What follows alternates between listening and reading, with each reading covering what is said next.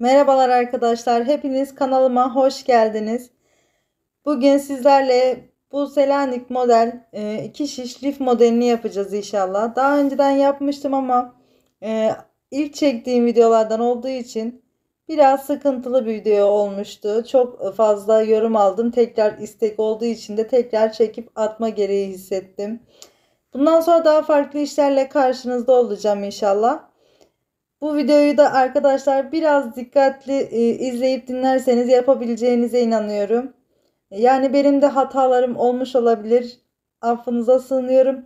Hadi beraber başlayalım. 5 ilmekle başlayıp yine 5 diş haroşa oluncaya kadar ördüm. Şimdi hemen ilk ilmeğime batarak bu şekilde arttırmalar yapacağım arkadaşlar. Hiç çıkarmadan 1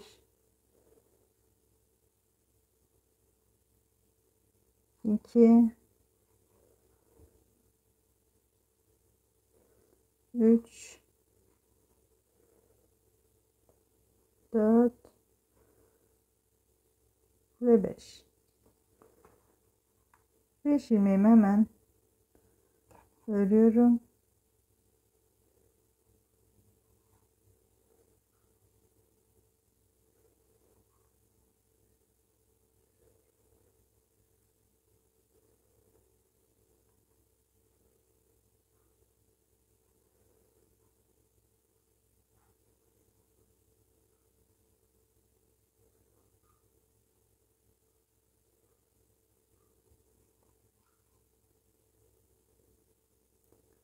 Ve kalan 5 ilmeğimi de ördüm. Şimdi arkadaşlar bu şekilde 10 ilmeğim oldu. Hemen ters çeviriyorum. Şimdi bu taraftan da 5 ilmek arttırıyorum. Buradaki son ilmeğimi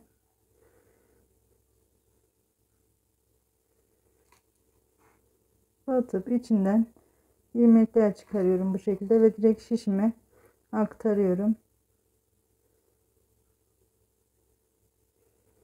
2 3 4 ve 5. Şimdi bunları hemen örerek devam ediyorum.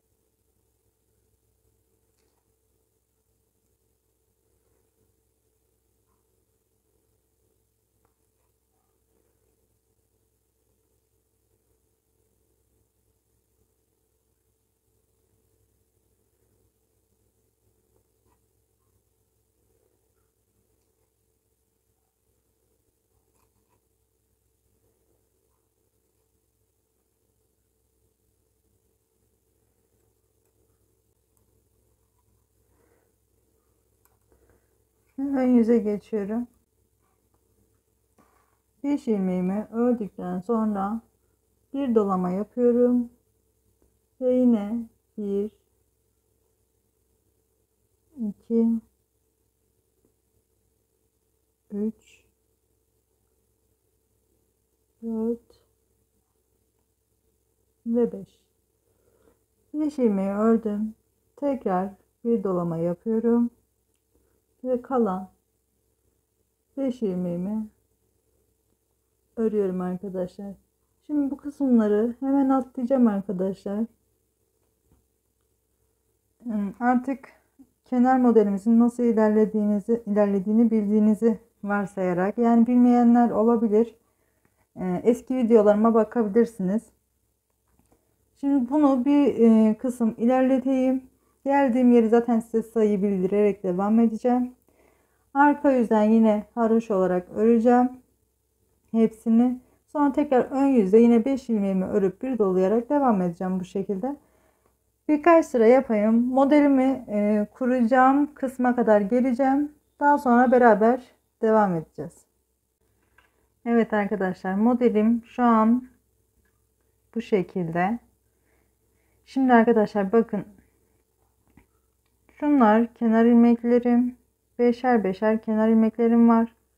Ön yüzdeyim şu an. Doladığım ilmeklerle birlikte 21 tane ilmeğim var arkadaşlar. Ön yüzdeyim. 21 ilmeğim var. Arka yüze geçiyorum.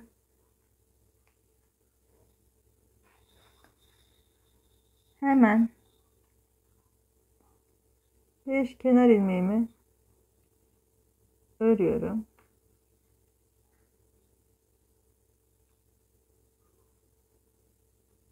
5. Doladığım ilmek 1, 2, 3, 4 ve 5. 5 ilmeğimi ördüm. Burada şöyle ufak filketlerden takacağım. Ayraçlarım diğer işlerimin üstünde. Zor zamanlarda bunları kullanıyorum arkadaşlar. Şimdi burada modelimi kurmak için bir düz örüyorum. Bir ters. Bir düz. Bir ters. Bir düz örüyorum. Bir ters. Tekrar düz. Tekrar ters. 11 tane ilmeğimi öreceğim arkadaşlar. 2, 4, 6, 8 ters ördüm. Düz ördüm. Tekrar ters. Tekrar düz örüyorum. Bakın arkadaşlar 5 kenar ilmeğimi ördükten sonra 2, 4, 5. 5 ilmeğimi haroşa olarak ördüm. Daha sonra 11 ilmeğimi düzle başlayarak ters düz olarak ördüm. Düzle başladı ve düzle bitti. Burada tekrar ayracımı taktım. Yine kalan ilmeklerimi haroşa olarak öreceğim. 1, 2, 3, 4 ve 5. Doladığım ilmekle birlikte bu tarafta da aynı şekilde 5 tane ilmeğim oldu ve kenar modelimin ilmeklerini örüyorum. 3, 4 ve 5. Çeviriyorum.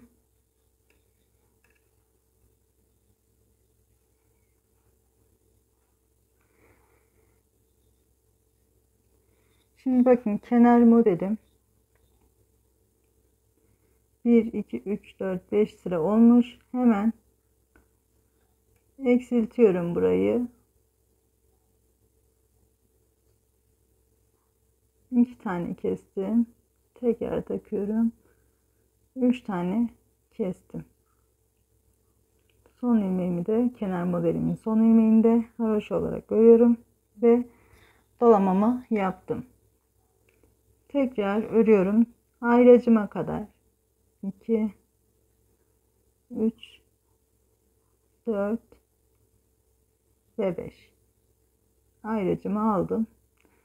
Şimdi arka yüzde düzle başlayıp düzle bitmişti. Bu yüzde de tersle başlıyoruz. İlk ilmeğim ters. Diğerine bakın. Şuradan ilmeğimin altındaki sıraya, şuraya batarak şöyle alttan alıyorum arkadaşlar. Bakın şu şekilde aldım. Sonraki ilmeğim ters. Sonraki ilmeğim tekrar alttan aldım. Bakın bu şekilde. Sonraki ilmeğim tekrar ters.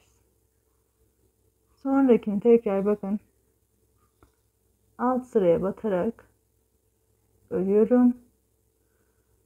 Tekrar ters. Yine bakın alt sıraya batarak örüyorum. Tekrar ters.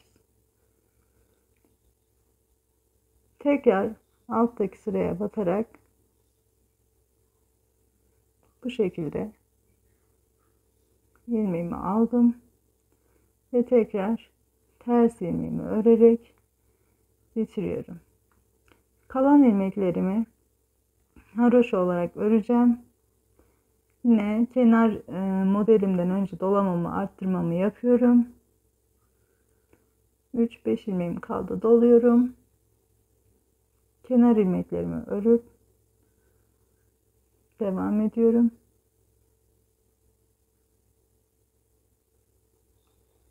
Modelimi tekrar çevirdim.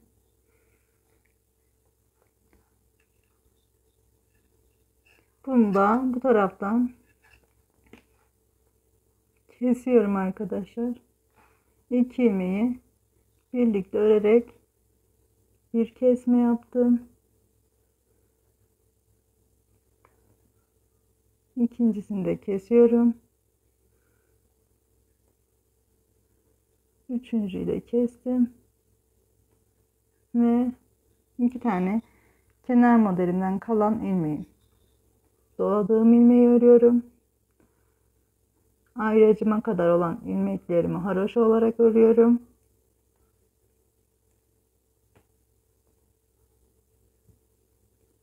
Ve ayracımı diğer şişime aktardım. Yine arka yüzde olduğumuz için modelimiz yine düzle başlayacak. Düzümüzü Selanik örneğimize yine her zaman şu alttan, bakın şu üstteki ilmeği almıyoruz arkadaşlar. Normalde haroşa örerken ya da düz örerken buradan tek ilmek alıyoruz ama buradan Selanik'te bakın şu aradan, şuradan ilmeğimi alıyorum ve diğerlerinin üstünden kaydırıyorum. Tekrar tersimi örüyorum ve yine bakın alttan ilmeğimi alıyorum. Tekrar ters, tekrar ilmeğimi alttakine batarak alıyorum. Tekrar ters ilmeğim, tekrar alttakinden batarak ilmeğimi kaydırıyorum. Yine ters ve yine alttakinden aldım. Yine ters ördüm ve yine sonuncu ilmeğimi de alttan bakın bu şekilde batarak ilmeğimi kaydırıyorum. Ayracımı yine sağ şişime aktardım. Kalan ilmeklerimi haroşa olarak devam ediyorum.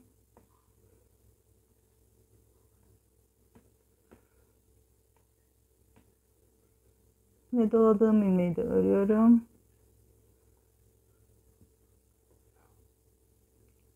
Şimdi bakın modelimiz bu şekilde şimdilik.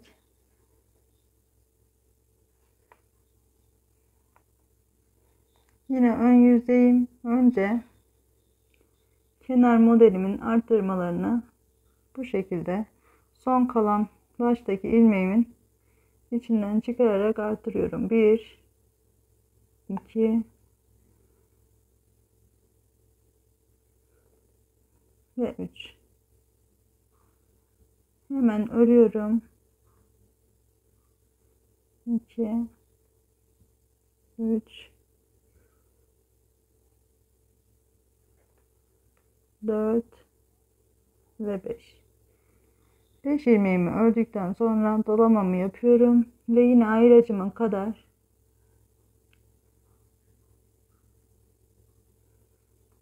örüyorum.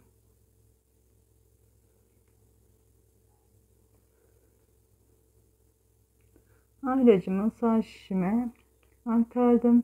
Yine ön yüzde tersle başlıyorum. Tersimi ördüm. Düzümü yine alttan şuradan batarak alıp kaydırıyorum arkadaşlar. Tekrar ters, tekrar alttakinden alıyorum. Tekrar ters, tekrar alttakinden alıyorum. Bu şekilde Selanik modelimi tersi ters örüyorum.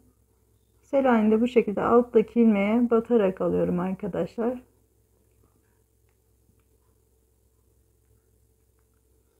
Bu şekilde bakın modelimiz ortaya yavaş yavaş çıkıyor. Yine kalan ilmeklerimi öreceğim.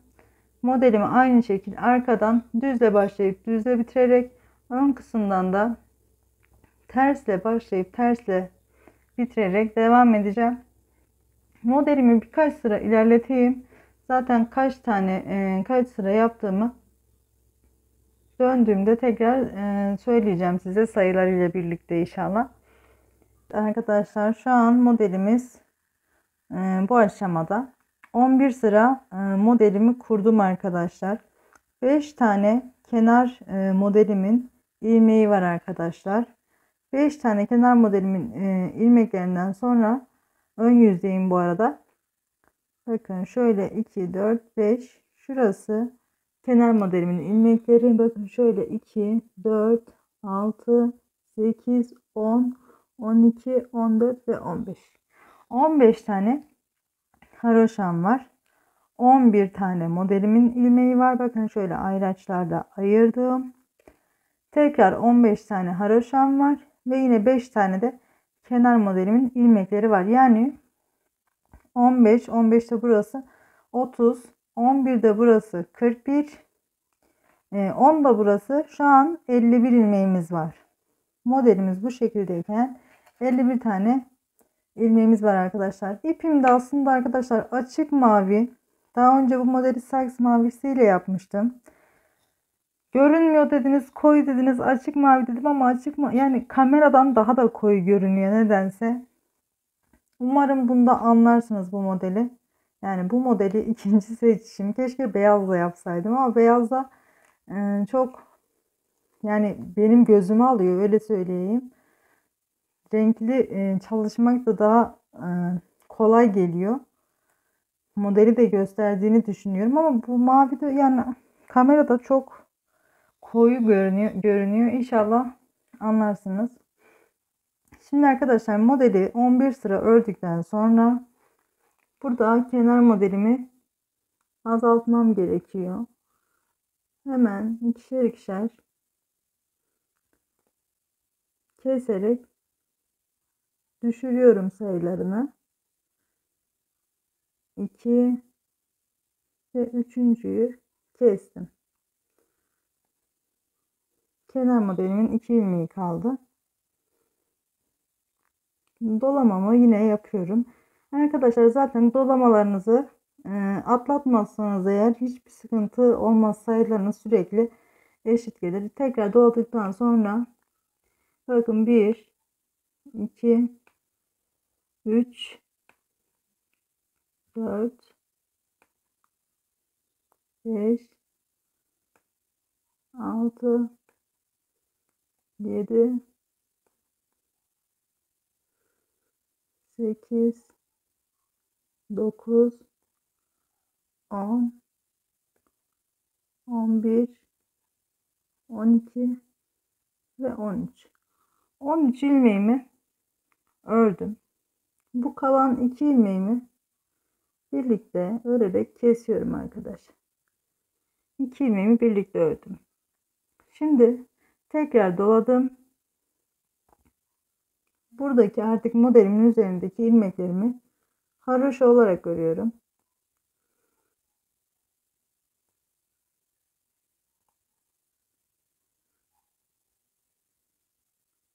11 tane ilmeğim vardı burada.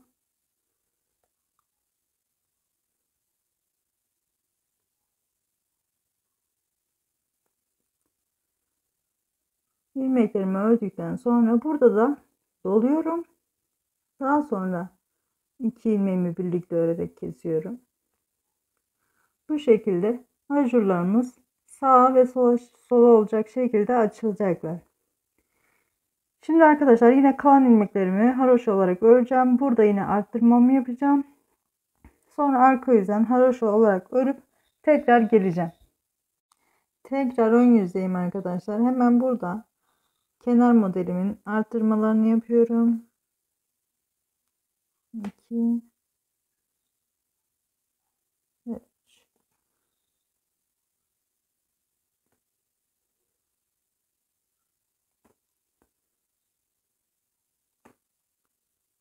5 tane kenar modelimin ilmeğini ördükten sonra başına doluyorum arkadaşlar. Doladığım ilmekten sonra 1, 2, 3, 4, 5, 6, 7, 8, 9, 10, 11, 12, 13 ilmek. Yine 13 ilmeğimi ördüm. Bakın az önce 2 ilmeğim kalmıştı. Şimdi 3 ilmeğim var. Ayracımdan sonra. Ben ayracı kolaylık olsun diye takıyorum arkadaşlar. Sürekli saymak zorunda, bakmak zorunda olmayayım diye. Az önce 2 ilmeğim var dediğim gibi. Şimdi bu sırada 3 ilmeğim var. 2 tanesini yine birlikte örerek kesiyorum ve başına doluyorum. Bir ilmeğimi örüyorum. Daha sonra yine Selanik modelimin ilmeklerini haroşa olarak örüyorum. 1, 2, 3, 4, 5, 6, 7, 8, 9, 10 ve 11. Ayracım yine sağ şişimi aldım. Burada da bir ilmeğimi ördüm. Sonra doluyorum. Daha sonra 2 ilmeği birlikte örerek kesiyorum. Yine kalan ilmeklerimi haroşa olarak örüyorum. Arttırmalarımı yine yapıyorum arkadaşlar. Arka yüzden de yine haroşa olarak hiçbir işlem yok. Haroşa olarak örüp yine ön yüze geliyoruz arkadaşlar. Evet, yine ön yüzdeyim. Kenar modelimin 5 ilmeğini ördüm arkadaşlar. Doluyorum. Yine bakın 1, 2, 3, 4, 5, 6, 7, 8, 9, 10, 11, 12 ve 13. Bakın hep 13 oluyor. Çünkü hep bir arttırdığımız için başta arka yüzden de onu örünce bakın 13 tane ördüm. 4 tane ilmeğim var şu anda. İlk başta 2 idi. Sonraki ajurum da 3'tü. Şimdi 4 ilmeğim kalınca 2 ilmeğimi birlikte örerek kesiyorum. Dolamamı, ajurumu yapıyorum. Kalan 2 ilmeği örüyorum. Modelimin üzerindeki 11 ilmeği haroşa olarak örüyorum. 2, 3, 4, 5, 6, 7, 8, 9, 10. Ben mi eksik saydım? 2, 4, 6, 8, 10, 11. Evet. Şimdi yine burada da 2 ilmeğimi örüyorum. 11 ilmeğimden sonra 2 ilmek ördüm. Doluyorum. Daha sonra 2 ilmeği birlikte örerek kesiyorum. Yine aynı şekilde haroşalarımı örüyorum. Kenar arttırmamı yapıp arka yüzden de haroşa olarak örüp tekrar ön yüze geliyorum arkadaşlar. Evet arkadaşlar, yine ön yüzdeyim. Yine arkadaşlar bakın 5 tane kenar modelimin ilmeğini ördüm. Arttırmamı yaptım. Yine 13 ilmek ördüm arkadaşlar. 13 ilmekten sonra yine 2 ilmeği birlikte örüp kesiyorum. Daha sonra dolamamı yapıyorum. Kalan 3 ilmeğimi örüp modelimin üstündeki 11 tane ilmeğimi örüyorum arkadaşlar.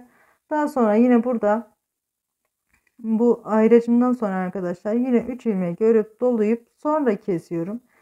Yine arkadaşlar aynı şekilde bakın zaten bu 4. ajurum. Bu ajurlardan 5 tane olacak arkadaşlar. Yani yine diğer sırada da kenar modelini ördükten sonra yine 13 ilmek örüp 2 ilmeği kesip bir dolayıp devam edeceksiniz.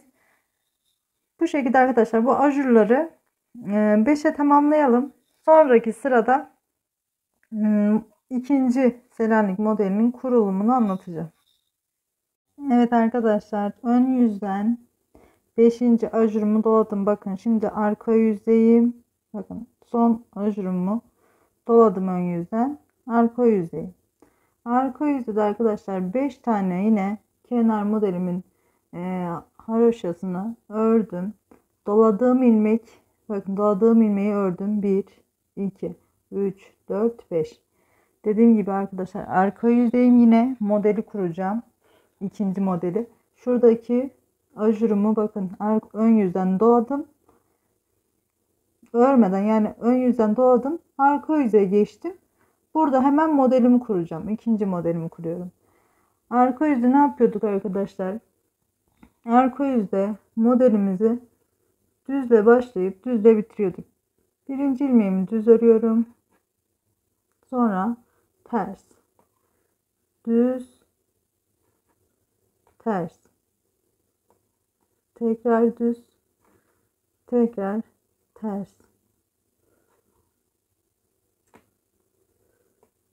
Düz.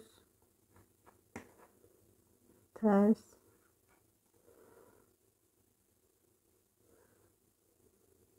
Ters ördüm. Tekrar düz örüyorum. Ters örüyorum. Bakın ön yüzde dolamış olduğum ilmeği burada modelimin son ilmeği olan düz olarak örüyorum arkadaşlar.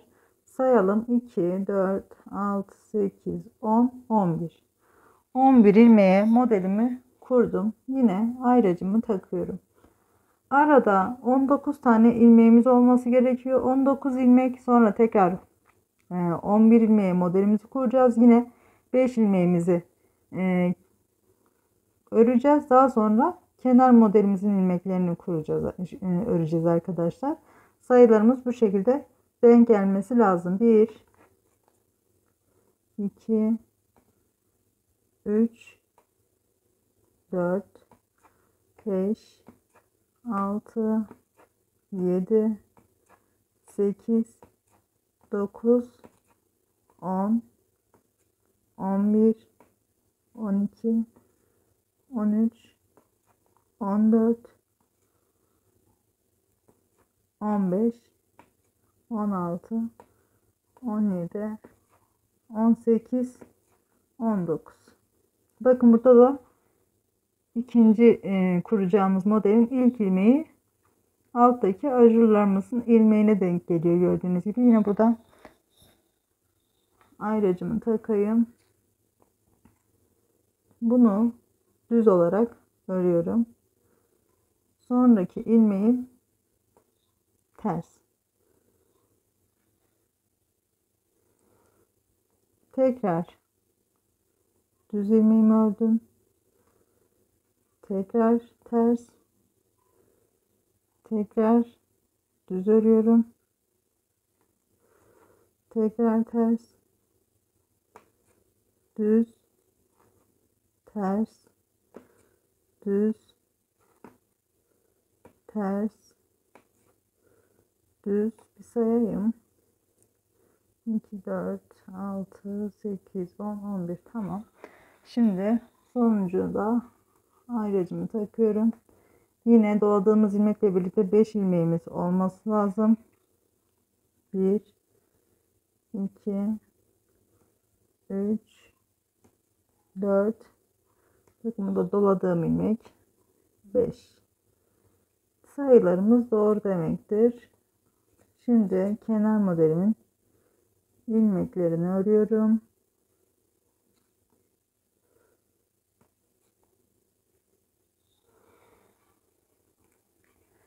Bakın bu şekilde arkadaşlar. Modelimi çeviriyorum.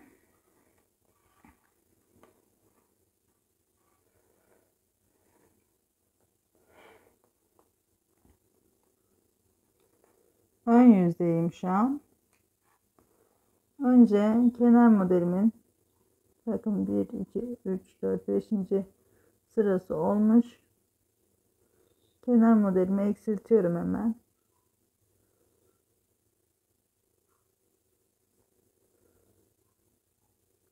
Birinci, iki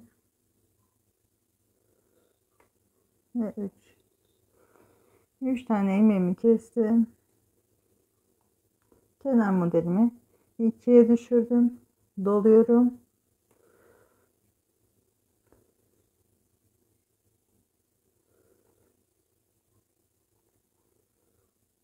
Altı ilmek ördüm.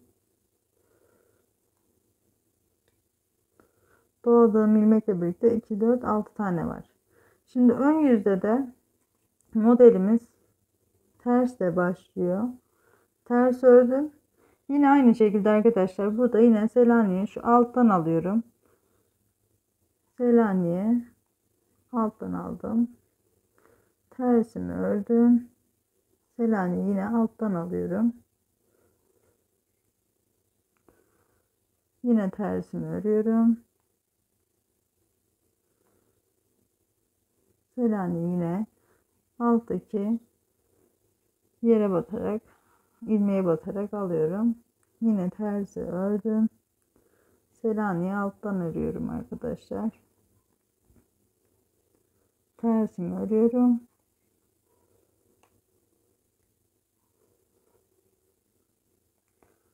Yine Selanik'i alttaki ilmeğe batarak aldım. Son ilmeğim ters. Ön yüzde tersle başlayıp tersle bitiriyorum arkadaşlar. Modelimiz bu şekilde. Yine aradaki 19 ilmeğimi örüyorum.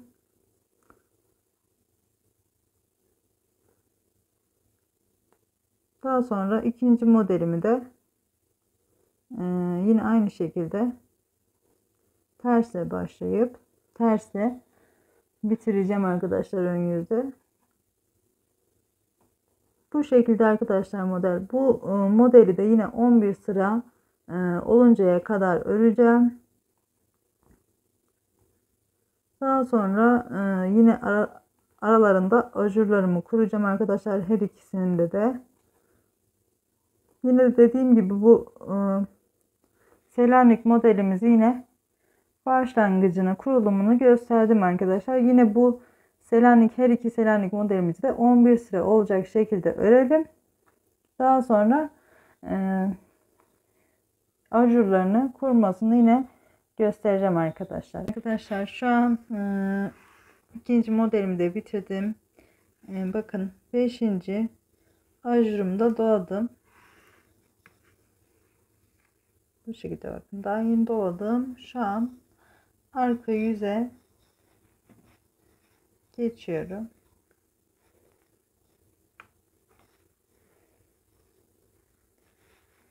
Hemen şu kenar ilmeklerimi öreyim.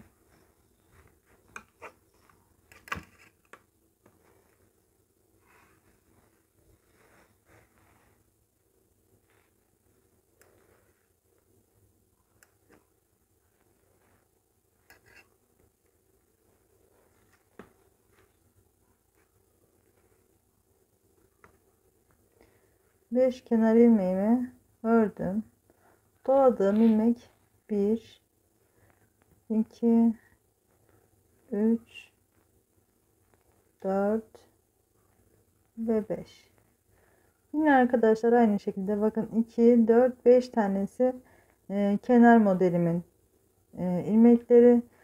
Doladığım kenar artırmalarda yaptım. Doladığım ilmek 1, 2, 3, 4, 5. Doladığım ilmekle birlikte 5 tane ilmeğimi ördüm. Bakın yine ilk ayracımı takıyorum. Yine buraya Selanik modeli kuracağız. Arka tarafta ne yapıyorduk? Düzle başlayıp tersle devam edip düzle başlayıp düzle bitireceğiz. Yine 11 ilmek üzerine Selanik modelini kuracağız. Ters, düz, ters, düz, ters, düz, ters. Bakın yine doladığım ilmeğim Selanik modelimin son ilmeği oluyor. Onu da düz örüyorum. Bu da ayracımı takıyorum yine. Sonra yine 19 ilmek arası olacak. 2, 3, 4, 5, 6, 7, 8, 9, 10, 11, 12, 13, 14, 15, 16, 17, 18, 19. 19 ilmeğimi ördüm. Yine bir tane ayracımı takıyorum. Bakın yine ilk ilmeğim, son ajurum, 5. ajurumu düz örüyorum. Sonraki yine ters,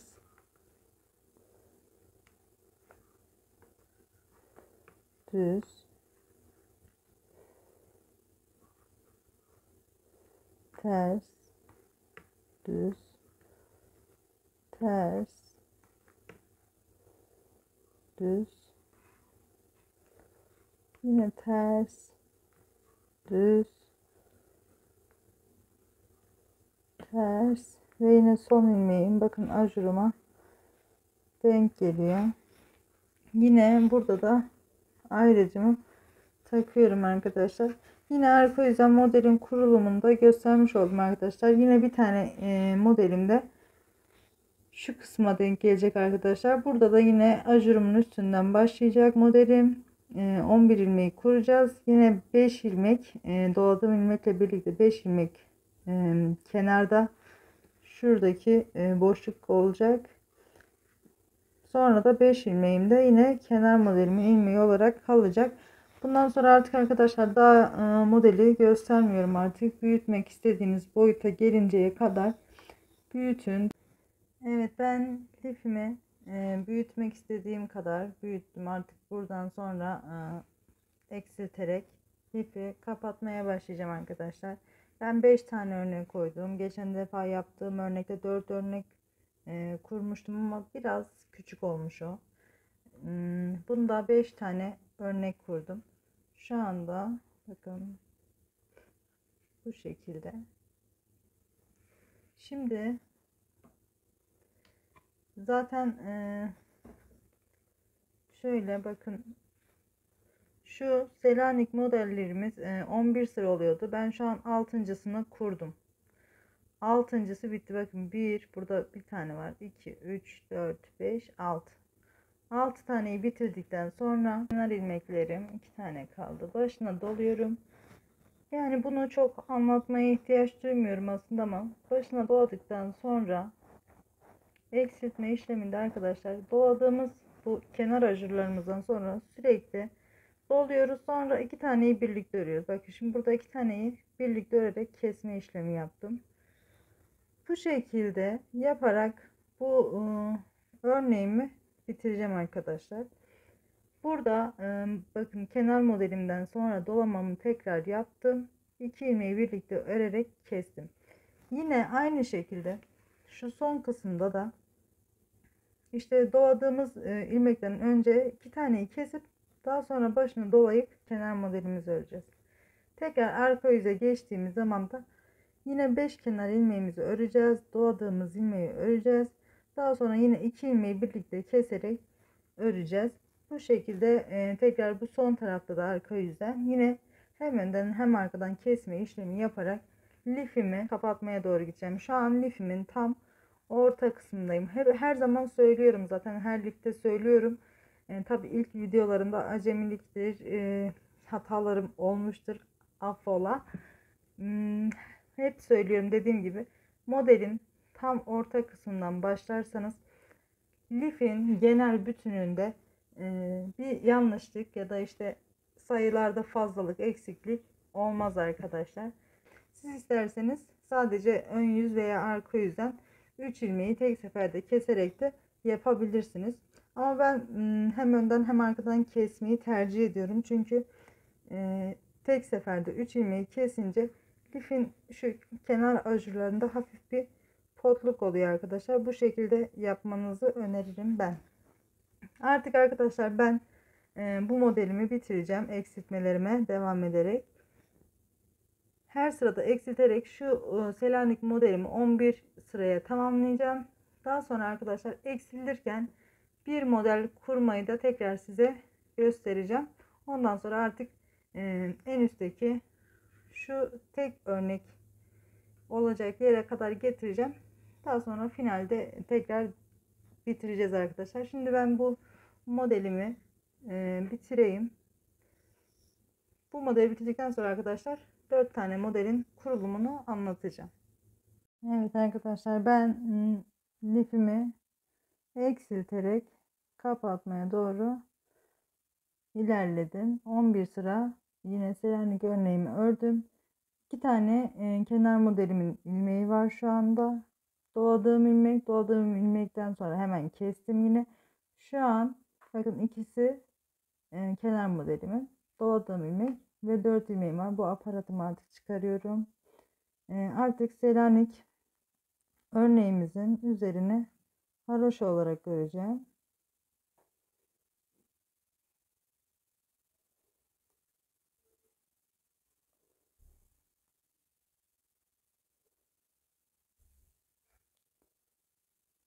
Bu şekilde. Bakın bunu ördükten sonra yine aparatım kalsın.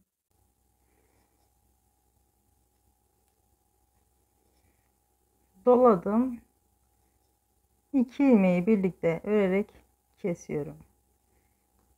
Aradaki ilmeklerimi haroşa olarak devam ediyorum.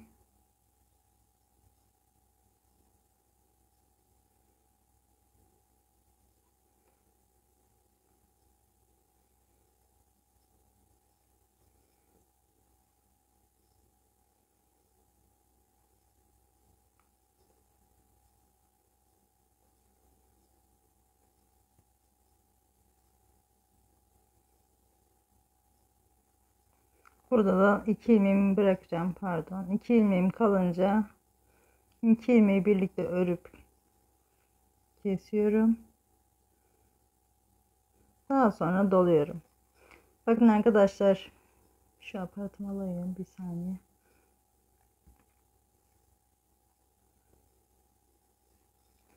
Şuradaki şu modelin bu tarafa doğru açılan kısmını iptal etmiş olduk. Artık azalttığımız, kapattığımız için lifimizi şuradakini iptal ettik.